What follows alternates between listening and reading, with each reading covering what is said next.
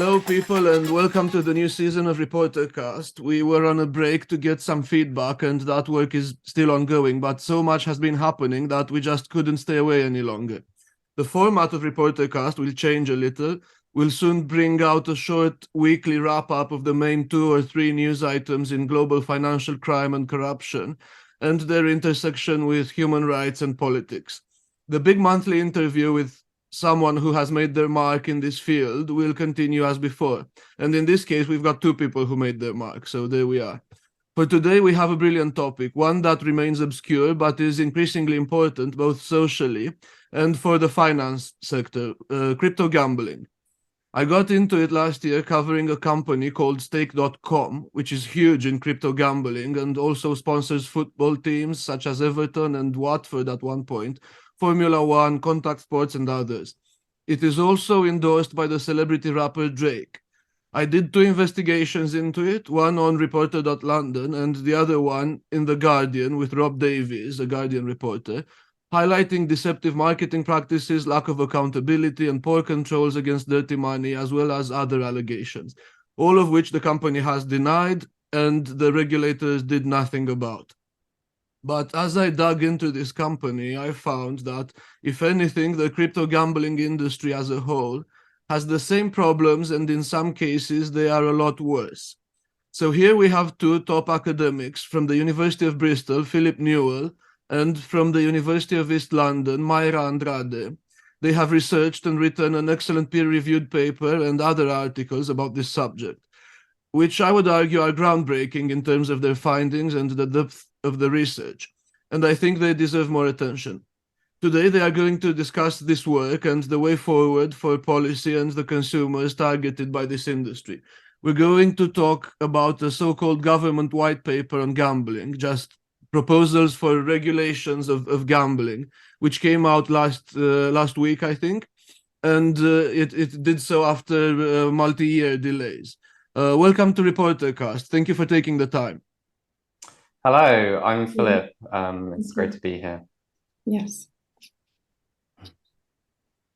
And so can you talk about yourselves firstly, and what you do for a living, what kind of academic work you do, how you got interested in crypto gambling specifically, and I suppose what attracted you to the world of gambling in general, given that I think you're a psychologist, aren't you? Yeah, sure. I'll go first if that's all right, Myra. So I am currently a lecturer at the University of Bristol. I've been an academic studying gambling for about 10 years now. I was actually interested in gambling for a fair bit before that, before I got into academic research. So I got into the world of gambling around 2003 or so. There are 2 main reasons why I find gambling research just so interesting to be involved in.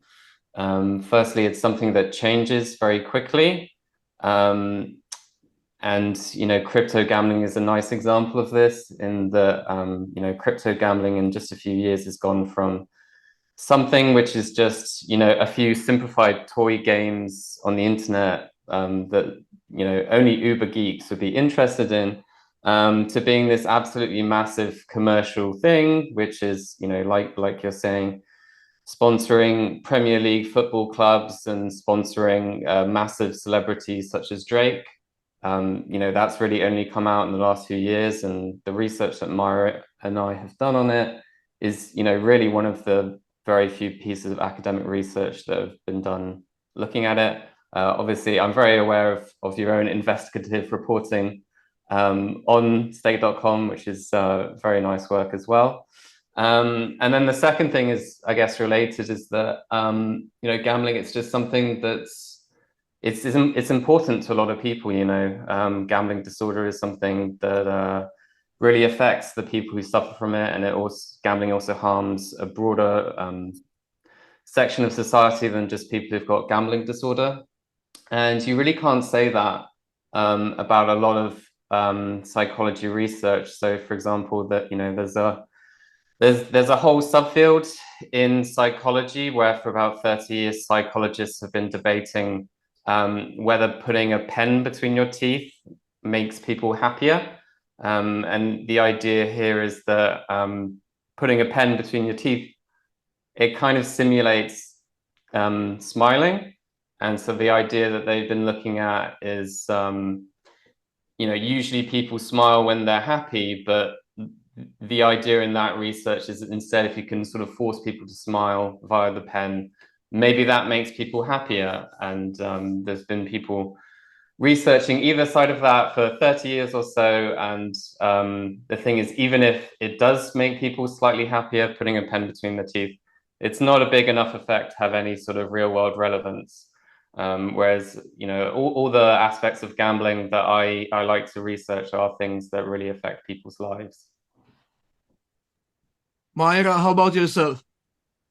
Yeah, I'm still graduating this year from the University of East London, and I started doing research in this area of crypto gambling in 2021. That was part of a internship that I was awarded, and I ended up really finding incredibly interesting and important work. So I stayed on it longer than I was expected to, and I've been working with Philip since. And the plan is to continue to expand this area, because, like you said, there isn't a lot yet, and it's important. It's important work. And just by that one paper, there was a lot of interest. We were able to present the paper to a number of places and international conferences and conferences here in the UK as well.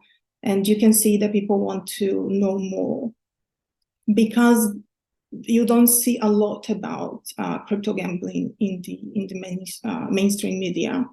Your reports are one of the very few that you can find. And the reason I got interested in gambling is actually quite interesting, because I grew up in Brazil, where gambling is mostly illegal. It has been for many, many years. And I didn't grow up with the experience of like seeing gambling ads on TV, for example. And when I moved to the UK, it was quite a culture shock, because I remember actually making the comment, wow, there is a lot of gambling on TV, isn't it? I wasn't used to seeing that. But the funny thing is that once I got into university and started learning about gambling disorder, I realized something, that in my family, a very close relative clearly experienced compulsive gambling for many years, likely a gambling disorder. But because gambling is quite a taboo subject in my country, and it's often associated with illegality, because people do it, behind the scenes, it was never talked about. So I got really interested in trying to understand how these people can be helped and understood better, especially in my country where gambling's being reintroduced now. We have sports betting since 2018, but very little research and one clinic for gambling disorder for 200 million population. And when I started doing the work with Philip on crypto gambling, I think the main thing that stuck with me is the lack of understanding of how widespread it is right now, especially amongst the young people. And I really saw that there is very important work to be done there. So I'm really, really excited to start looking at this more, so we can paint like a more clear picture of what is going on, because there isn't much right now. Absolutely, and well, thanks for that. That's very interesting, and I can relate to that.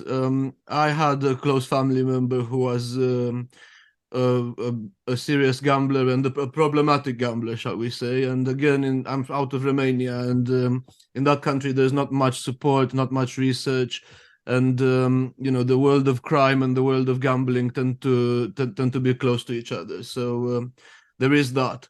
And actually, I saw that Philip played a bit of poker. I did a bit of desk-based research into him, and I just wanted to ask, first of all, how he's finding poker these days, and whether he's a fan of Edward Norton, because I'm crazy about Edward Norton's films, and especially about that one film about poker called Rounders. And maybe Philip can explain whether that film is a good illustration of the world of poker first. Yeah, thank you.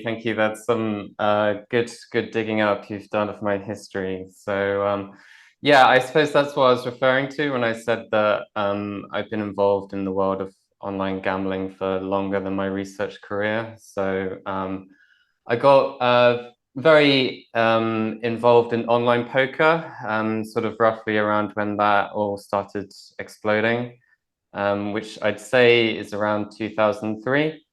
Basically, what happened is in 2003, you'd had like these online poker sites just starting up, and this accountant from Tennessee sort of won a seat at the World Series of Poker in Las Vegas, which is a $10,000 buy-in tournament. He won it from this small tournament online where he only put in $80 or something, and basically he ended up beating all of the pros in that tournament and coming home first and winning about $2.5 million. And his name happened to be Chris Moneymaker, which is just really the perfect name for like a complete amateur to have, and then win millions of dollars beating the pros. And so that was also the time around about then when poker was first being televised. So 2003 World Series of Poker was shown on television. So, the whole world got to see this. And online poker really had this huge boom starting then in 2003. A lot of recreational players got interested in it. And then I suppose there were also quite a few geekier people such as me who sort of saw this as a potential way to, live the dream, making money, playing poker just from home. In terms of films, there have been a lot of poker films. I've got to say, yeah, Rounders is really one of the best. I think it came out shortly before online poker was a thing, and that's probably a good thing because in-person poker is just a lot more sort of either glamorous or gritty or just generally interesting than online poker. Online poker is, I guess, a lot of young people sitting at home, clicking buttons behind their computer, waiting for their computer to beep at them. And, it's what we say in poker is we say that playing it professionally, it's a very hard way to make an easy living. It's something that seems very glamorous, but actually it involves an absolutely huge amount of work to be able to make any money from it at all. And in general, if you were going to make money from playing poker online, the sort of early 2000s were definitely the best time to do it. That was when recreational players were as sort of maximally interested in it. There's a lot less interest from recreational players these days, and obviously we're 20 years on, and the professionals, the people who do want to study the game and try and make money from it, they've just got so many more tools. It's become so much more sophisticated in the last 20 years compared to where it started off. So I think, for example, to play poker at the very highest level nowadays, what you really need is a lot of assistance from artificial intelligence-based tools. So a lot of people are aware that, in other games like chess and Go, that computers nowadays are far better than the best professional players. But I think something that people are less aware of is that exactly the same is true in poker. And so a lot of top professional players in poker nowadays, since Rounders is staring at a computer screen, looking at what like the computer's output is saying would be a good way of playing, and trying to approximate that as well as you can. I hear that there's been rumors of a Rounders 2 being in the works for some time. A lot of poker players would love to see that, because that film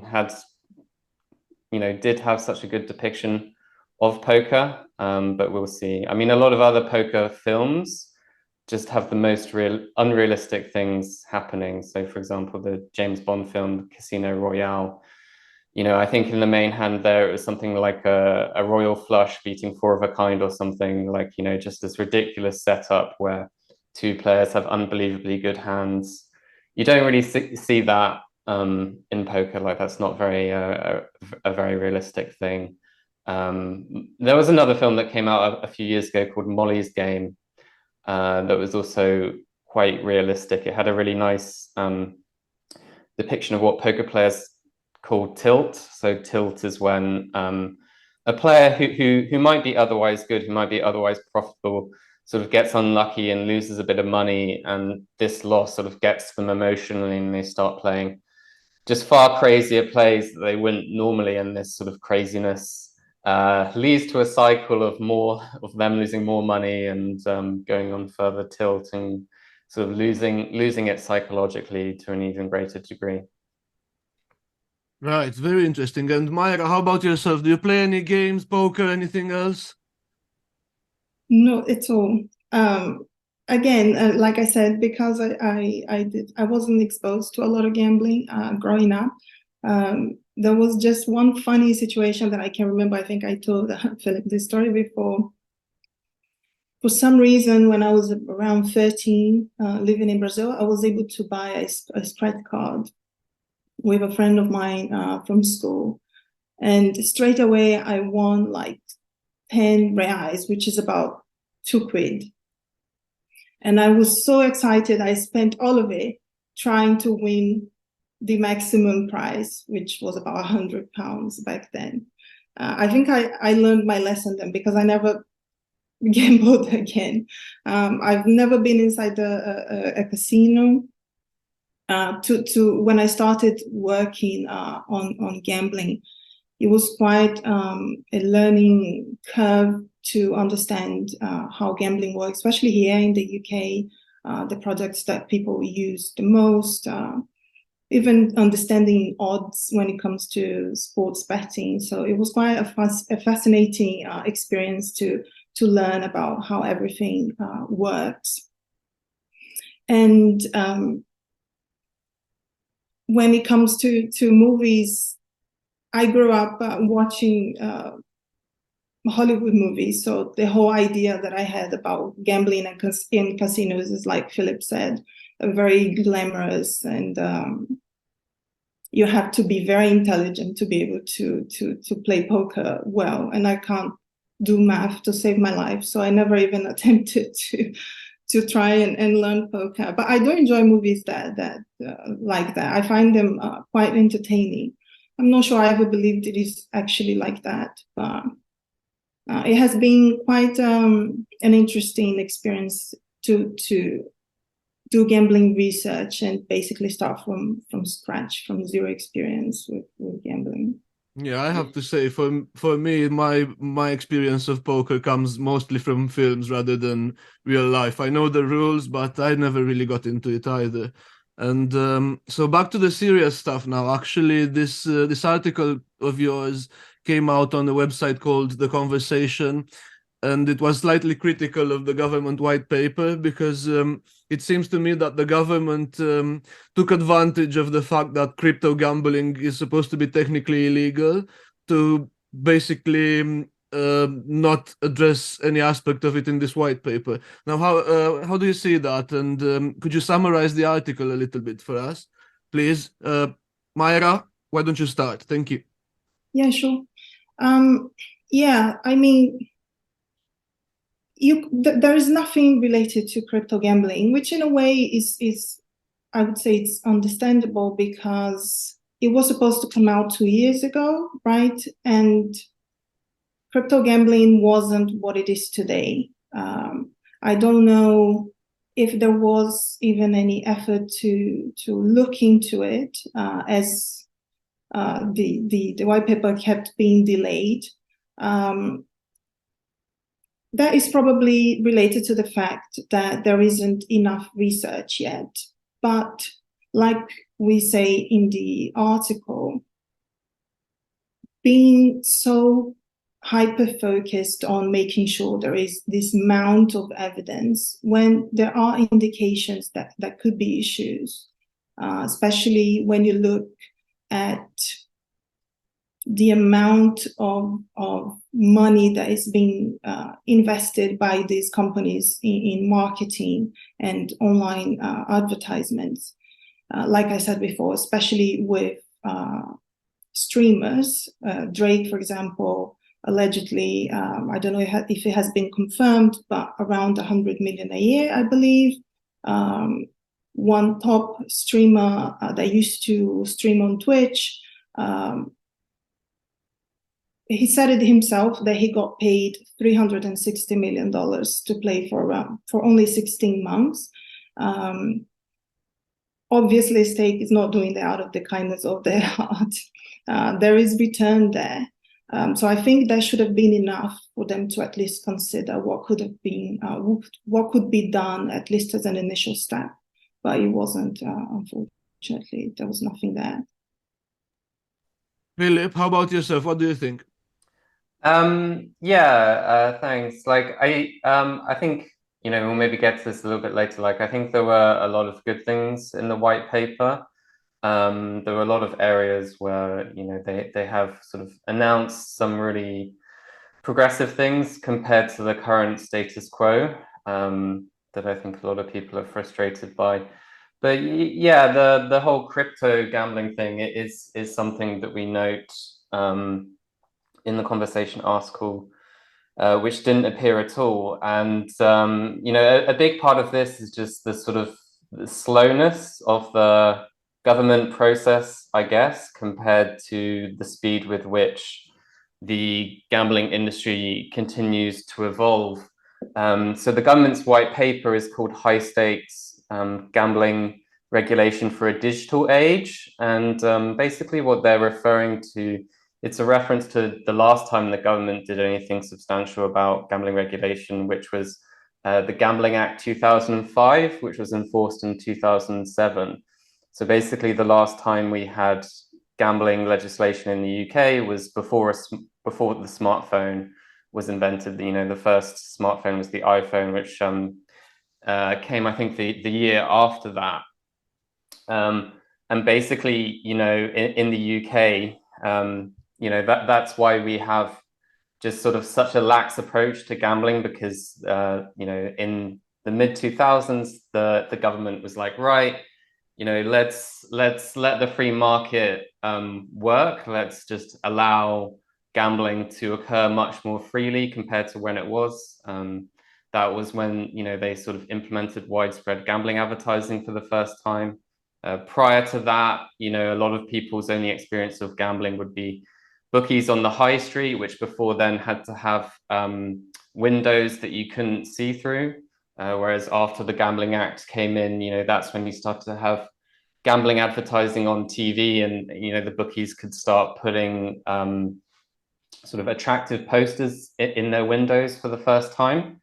But basically what we say in the conversation is that the government, in their current white paper, the current things that they're doing, they're basically looking at the online gambling industry as it appeared sort of 2 years ago. That's when stakeholders, academics, and charities and everyone, that's when they submitted their evidence for the current government white paper, right? And when that evidence was submitted, crypto gambling, really wasn't a big thing. It sort of happened since then. So I'd say the government is doing a really good job on regulating online gambling as it appeared to them 2 years ago, right? And all of the, perfect evidence that they wanted to sort of make decisions, like the evidence that was submitted then, like they've done a really good job on. But it's it's changed since then, and crypto gambling is a really good example of that. And I mean, I don't want to criticize them too much, because I mean, basically what I would say is one of the really tough things with gambling is it's something very complicated, right?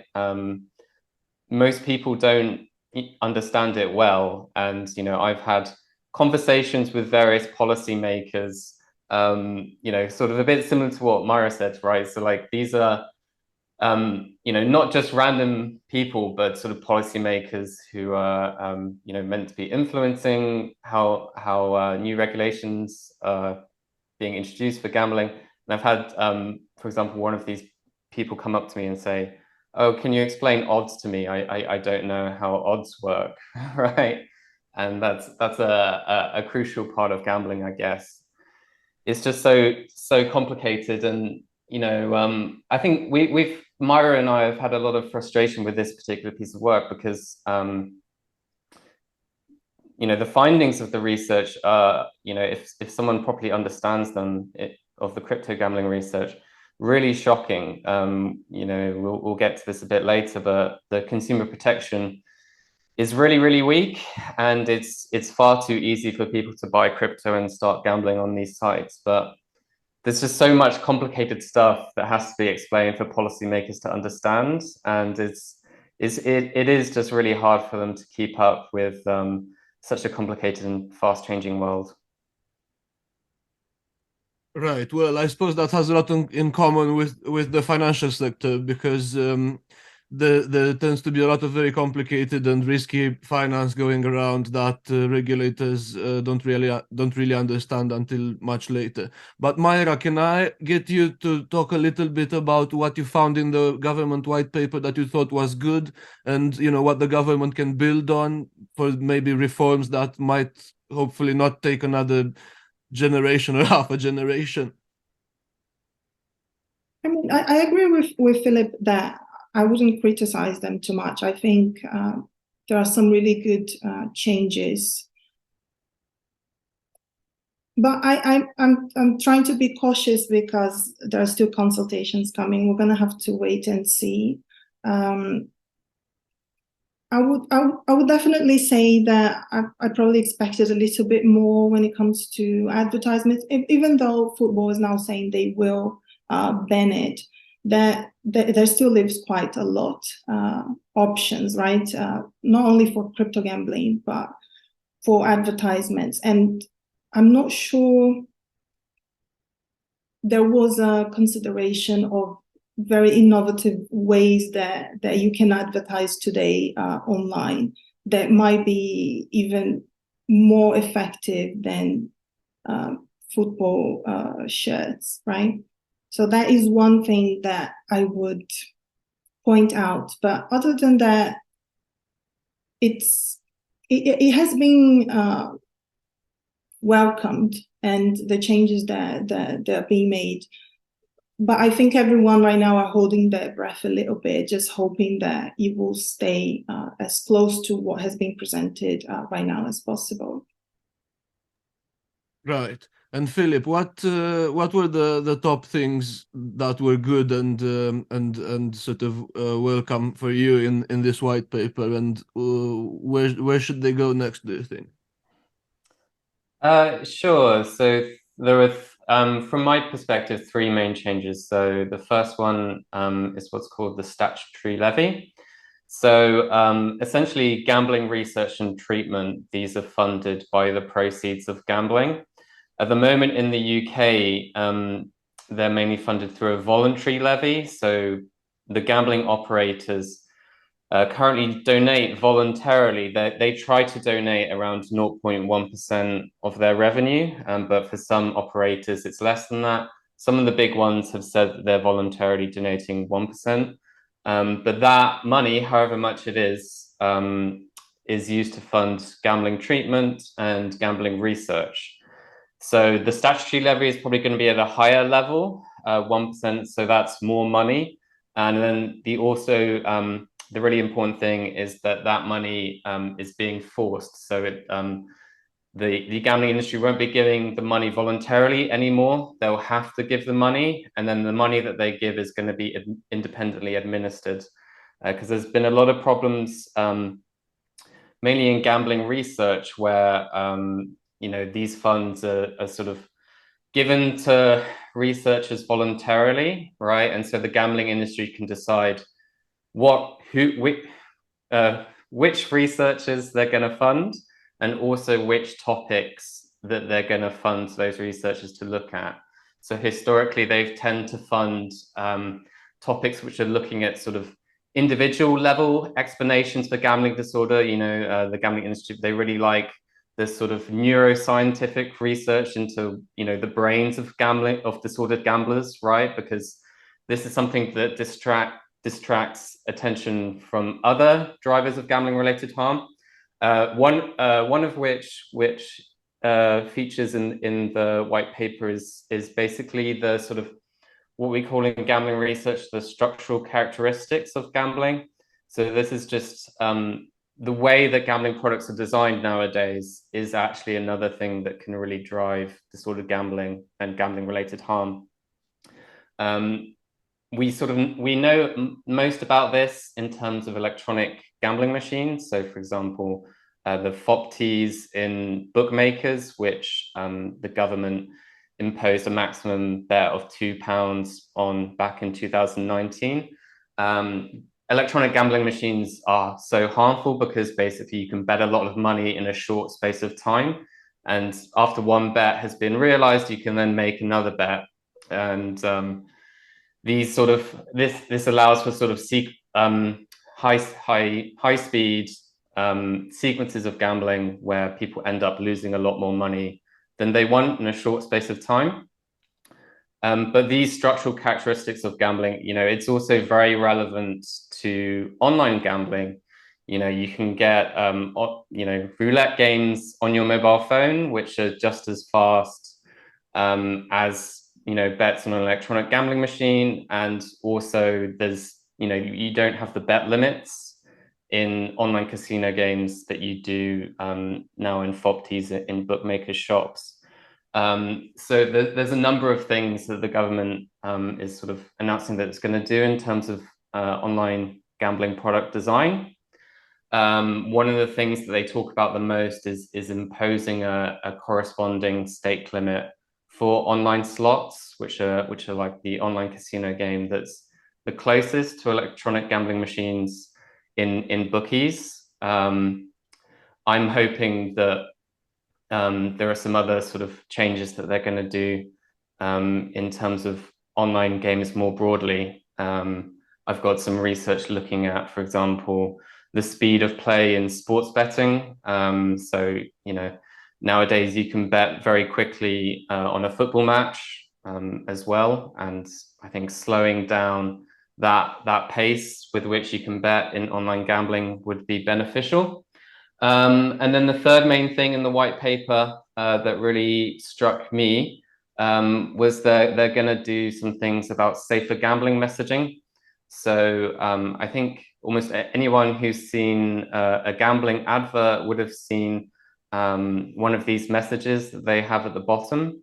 So for a long time, these messages have been sort of designed and controlled by the gambling industry. And basically, when they control the safer gambling messages, which are trying to warn people about gambling, what do? Well, of course, they come up with messages that are very anodyne, that don't actually really strike home that hard. So for a long time, the main message used was when the fun stops, stop. And in the main version of that message, they have the word fun in much larger font size than any other word in the message. And this message, for example, sometimes it's flashed very quickly at the end of gambling adverts on TV. And a lot of people have told me that when this is done, basically all they see from the safer gambling message is the word fun. Like that's the thing that really that you really notice from that. I've done the only independent evaluation of that message, and what that research showed is that saying when the fun stops, stop if that has any effect on gambling at all, it's actually to nudge people to gamble slightly more than if you didn't say anything at all. So since that research came out, the gambling industry has switched to another message, which is called "Take time to think." So now on gambling adverts, they say "Take time to think," and that's a message that sounds a lot better. You know, like at least they're not saying gambling is fun. But I've done some other research evaluating that message as well. And basically what we did is we sort of gave people an online roulette game that they could play with, and we either showed them the message "Take time to think" or not.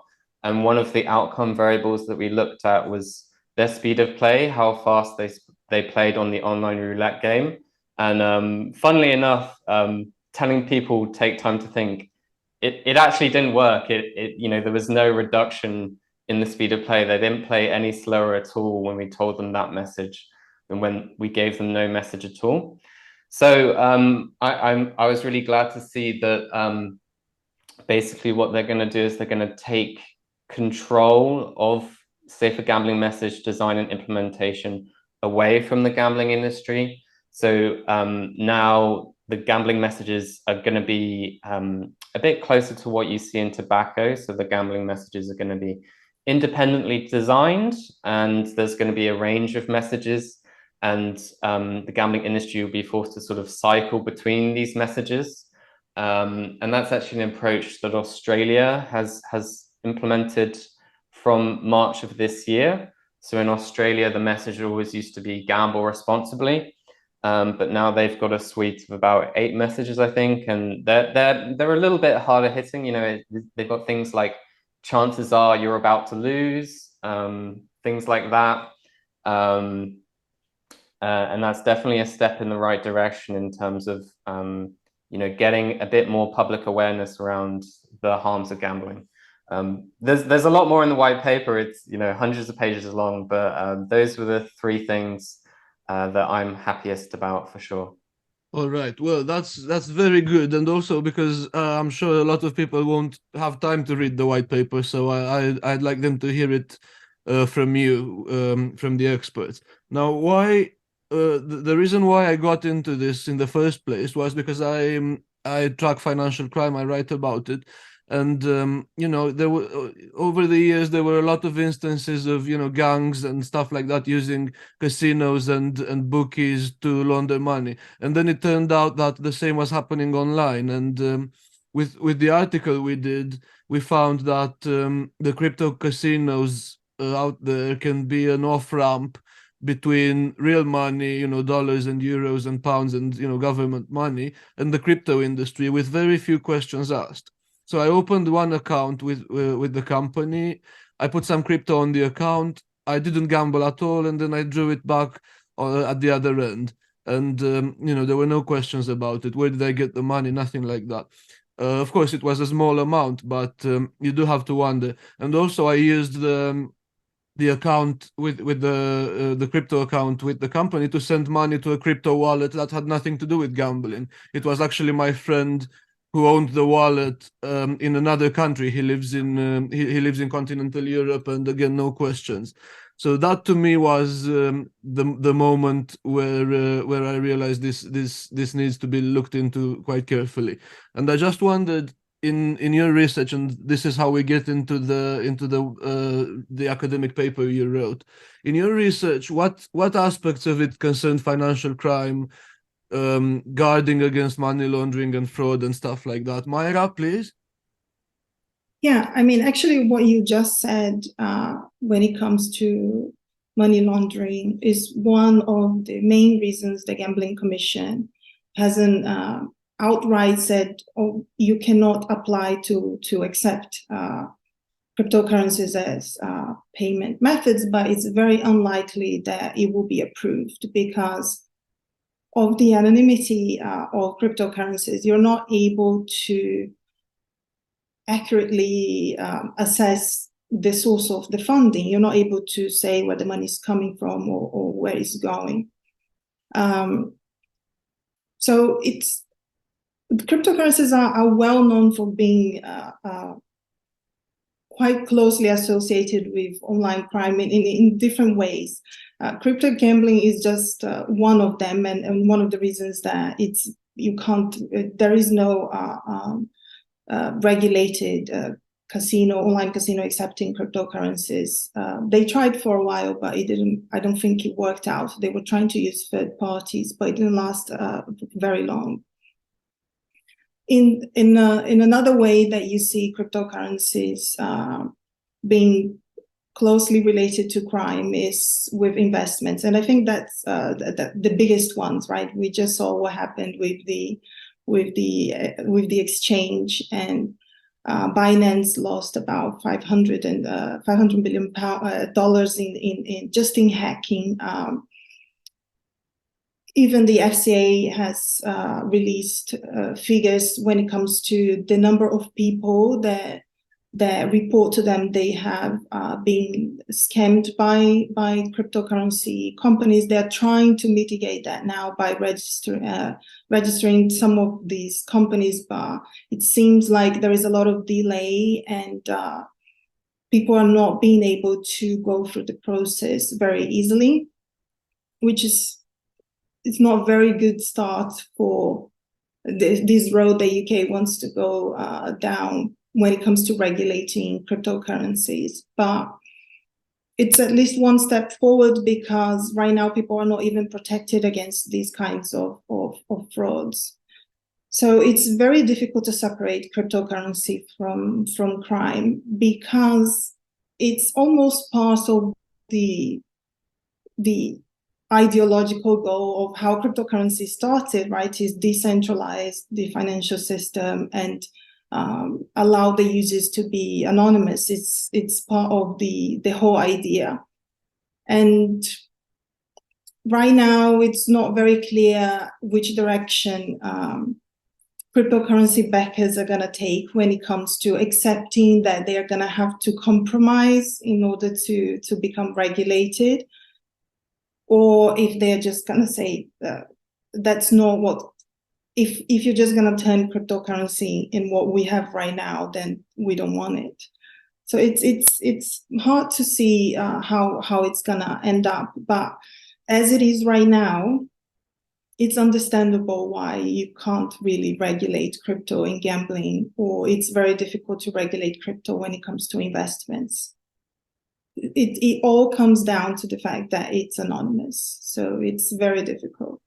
It's a structural problem in the end. Yes. Philip, anything to add to that? And if not, let's just dive into the paper itself and the main findings. And how I would like, if it's possible, of course, I would like you to talk a little bit about how the investigation went, because you did the research yourself. You signed up to these websites, you recorded the interactions you had, and where the problems arose and stuff like that. And that's just gumshoe, good old-fashioned investigative work, which I love to hear about.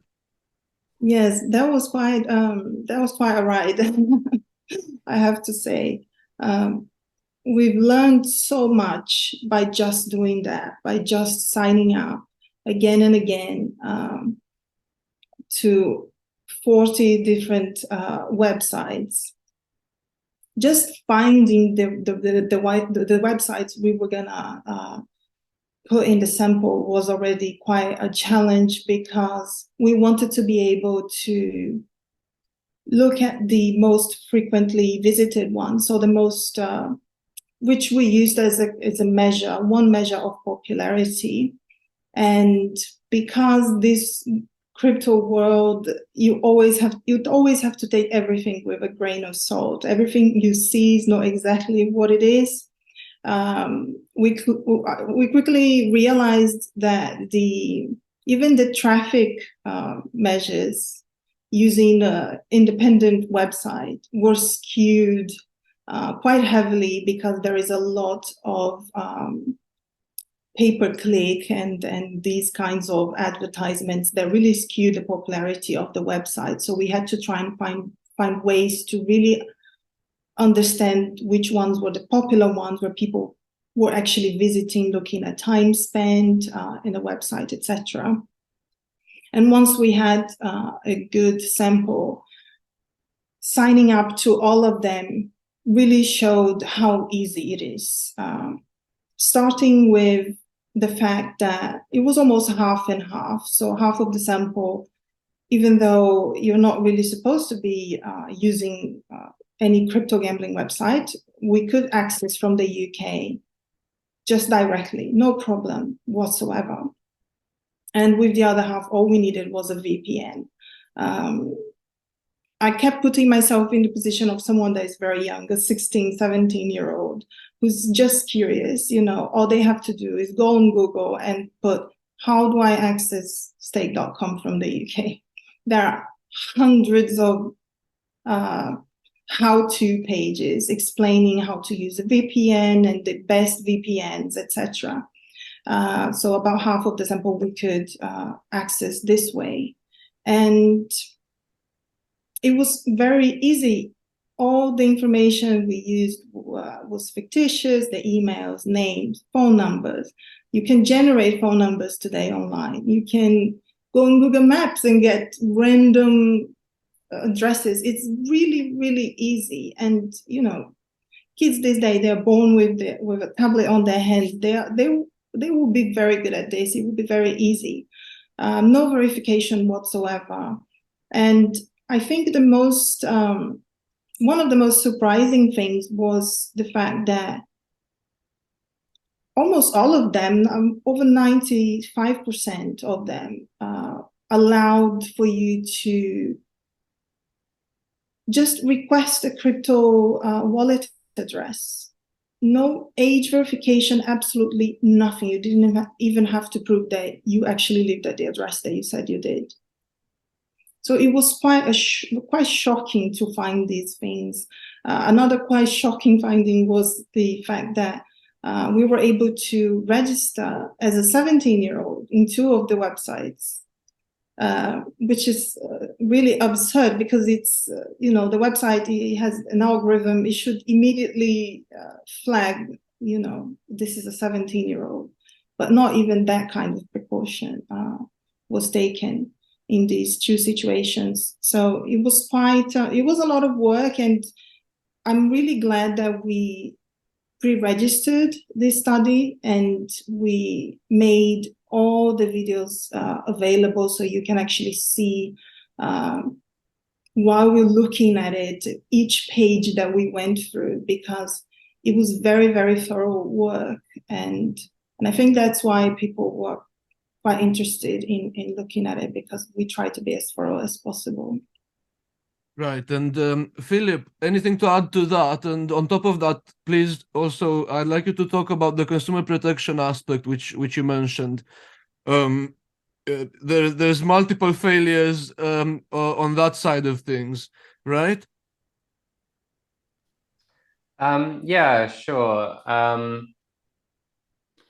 Yeah, it was just really wild, this research. So Myra is the person who visited all the websites, recorded all the data. She really did an absolutely amazing job collecting data from such a large sample of 40 websites. Like, I know from my own personal history of sort of doing this very systematic research of coding so many different features of you know, a given subject of interest, in this case, the crypto gambling websites. I know how much work it is. So it's really great that she did such a good job and is continuing in her research going forwards. So yeah, I guess, like, going back to the government white paper and the sort of, you know, gambling sites that they regulate, the Gambling Commission, right, they've got certain licensing conditions with which, you know, there are certain safety procedures that online gambling websites have to get a get a license from the Gambling Commission, and basically, yeah, so like the crypto side of all of these websites, you know, isn't regulated by the Gambling Commission. So essentially, no matter what you know, steps the implementation of the white paper ends up having in terms of safer, making online gambling products safer, like these structural characteristics that I mentioned earlier, is going to have absolutely no effect on these crypto gambling operators. And yeah, we found a lot of really shocking stuff, like going back to the sort of safer gambling messaging. Like I said, there are issues with when the fun stops and take time to think, but when a crypto gambling website did have a safer gambling message, it was often something that was even less good. Oftentimes they were putting in their sometimes not so subtle suggestions that gambling is a good way to make money. There's one very good example that Mario put in the paper, which is like along the lines of, yes, gambling, might be something that can provide enormous wealth for you, but it's also something that can be harmful. And you should really consider those potential harms when you're gambling on our website. Another really good one that we had in there was sort of interactions with customer support. So basically, there's always someone that you can speak to on these websites, whether it's a crypto gambling website or a gambling commission regulated website. And basically with gambling commission regulated websites, right, like they're not supposed to take bets from people who are vulnerable, people who are showing clear and obvious signs of gambling disorder. And they're not always perfect at that, but they at least try to do a decent job, or they try sometimes to do a decent job. Obviously the gambling commission ends up fining quite a few of their regulated operators as well. But we found in the research, the interactions with customer support were really, really bad. I think there was one example where the customer support agent was like, have you considered therapy? Like, maybe you should go to therapy. That might be a good idea for you. Myra, what were some of the other examples that you remember? Yes, there was another one. I think the most interesting one was the response was just how to gamble on the website. So like a tutorial. Now, yeah, sure. just to fill the space, it's worth mentioning for anyone who doesn't find this quite obvious that gambling with crypto is actually gambling to the power of 2, because owning crypto is already a gamble, right? It's the value of crypto just goes up and down so much that it's a major risk. It's no way to store value, and this has been proven time and again with major studies, major interventions from central bankers and experts. And so when you gamble with crypto, even if you win new crypto, that doesn't mean the value of what you put in is going to be the same. So you might still lose money even if you're winning. Right. The email we sent was quite clear that the person was struggling, this user was struggling with impaired control. And so we got the one about, contact a therapist immediately, was all they said. The other one just put the entire responsibility on this user by saying, you should take steps to block your own credit cards and your own bank cards. Even though I could still use cryptocurrency if I wanted to. It was a crypto website that accepted cryptocurrencies. And another one was this one that they just sent a tutorial of how to gamble on the website. So I think the main thing that was quite interesting to see was how inundated the inbox was by gambling advertisement, even from the websites that said, we understand that you are struggling right now, so we'll block your account or we'll delete your account. And yet they continue to send sometimes 2 or 3 emails per day. And when that was compared to a previous study that was also done, but with traditional gambling operators in the UK and in Ireland as well, it was quite different, the percentage of operators that continue to send emails after that contact. So it in every way possible, it was worse when it comes to safer gambling practices and consumer protection. And like Philip said, there is nothing in the white paper that will be able to tackle this yet, at least yet. I hope it doesn't take another, 10 years or how long it is for this to get some attention, because it does. Right now, the reality is, if we continue to only worry about what is regulated, a lot will fall through the sides. It's the internet is here to stay. Crypto gambling, I think it's clear it's here to stay, and more will have to be done when it comes to protecting people, especially young people and vulnerable people. Yeah, sorry, another point that I'd like to add there is around the self-exclusion. So, if you're a disordered gambler in the UK, you can self-exclude from online gambling websites. So you can basically, there's a single service that you sign up to, and that basically prevents you from being able to gamble online with any of the regulated big operators.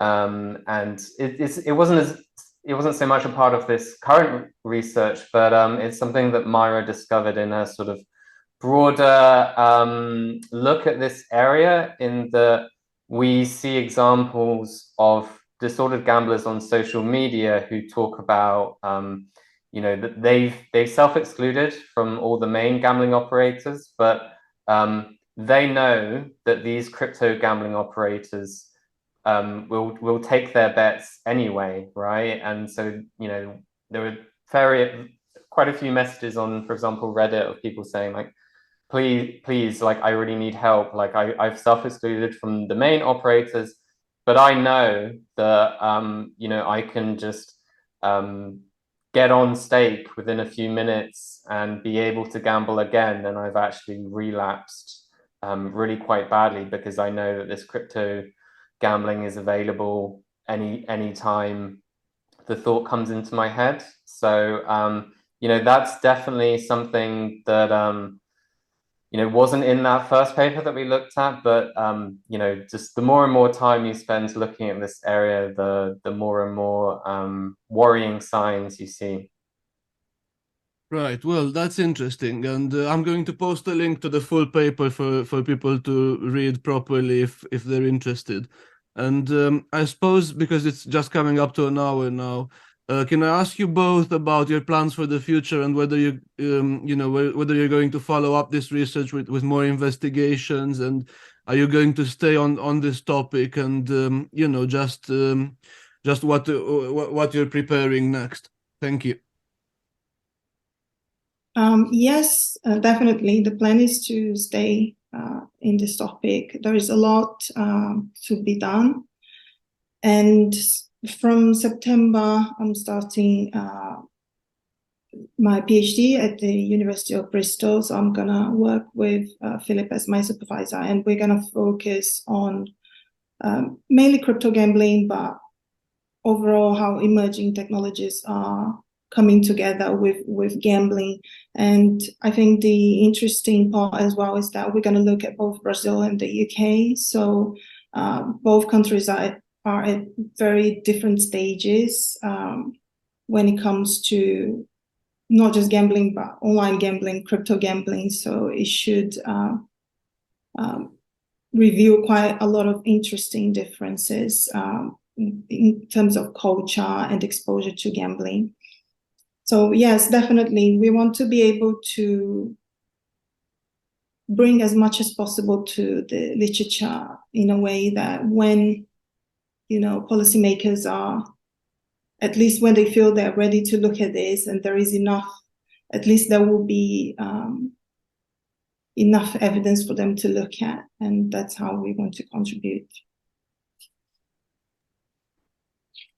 I'm really looking forward to working with Myra on those topics. I I find what we're doing now really interesting as well. Like, I think it's really good to you know, not just write up your findings in journals, but communicate them as well. And I suppose that's one of the really frustrating aspects of the current research that we're talking about, because you know, the findings are very clear, very shocking. And I think when we started off, we thought it would be a sort of very trivial issue to sort of raise wider awareness of. But I think that the issue that we've had with that is just how complicated the area is. You know, online gambling is complicated enough as it is, but when you add in crypto, you know, things like virtual private networks, VPNs, all that kind of stuff, it makes it a lot harder for people who are you know, not so deeply in this space to understand. So Mate, that's one reason why, you know, I really like your investigative reporting on this same topic, and I very much hope that's something that you can continue to do more in future. For me, in terms of research, yeah, look, I'm just going to carry on doing as much research as I can into gambling. I think, you know, like has come up in this interview, you know, there are issues in the regulated online gambling space as well. You know, it's definitely not perfect there. Still, it seems to be somewhat safer than crypto gambling. But I think that, you know, we should really try and raise standards as much as we can across the board. You know, sometimes the UK gambling industry has a bit of a disingenuous rhetoric, right? So, you know, they say that you can't regulate conventional gambling operators too hard, or else people will switch to black market operators, of which some of these crypto gambling operators are. But I don't buy that for me personally. I think one of the issues is that as harmful as crypto gambling is that, you know, conventional online gambling is harmful as well, and there's a lot more people in, you know, gambling online currently with you know, bet365.com, other conventional operators than the crypto gambling space. So yeah, I guess it's kind of what I was alluding to earlier on. Gambling just keeps evolving so quickly, and as a researcher, yeah, I just enjoy doing my best to keep up to date with all of these developments. Right. Well, it sounds like we're gonna have plenty of reason to stay in contact, and I wish you all the best of luck. Yeah, I suppose it's a double entendre this time. Good luck with the gambling, and you know, thanks again for taking the time. Keep fighting, and keep up the good work. Thank you very much. Thank you so much for inviting us. It's been a pleasure. Bye-bye.